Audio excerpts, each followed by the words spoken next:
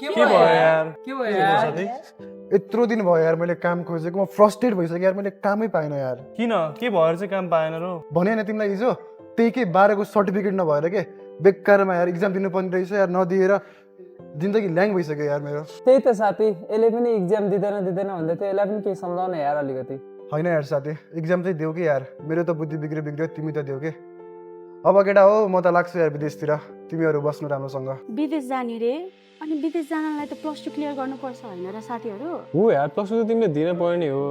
अहिलेसम्म नि केही त बिग्रेको छैन तिमी एकचोटि फेरि +2 देऊ न अनि सँगै जाम्ला नि बरु विदेश हो +2 दियाला यार अनि सँगै विदेश जानुपर्छ हैन केटाकेटी हो साथी तिमी पनि एक्जाम देऊ म पनि एक्जाम दिन्छु सँगै विदेश जाम्ला साथी अनि विदेश जानलाई त आइएल्स पिटी अनि के त्यो ड्युओलिङ्गो हो के पनि गर्नुपर्छ हैन र हो आइएल्स पिटी त दिनै पर्छ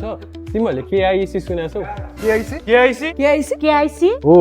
KIEC तिमीहरुले सही सुन्यौ त्यहाँनिर डुओलिङ्गो पिटी स्याट आइएल्स सबै पढाइन्छ त्यही पढ्न जानुपर्छ र राम्रो मार्क्स ल्याउनुपर्छ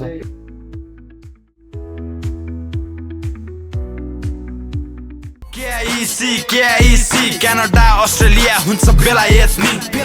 KIEC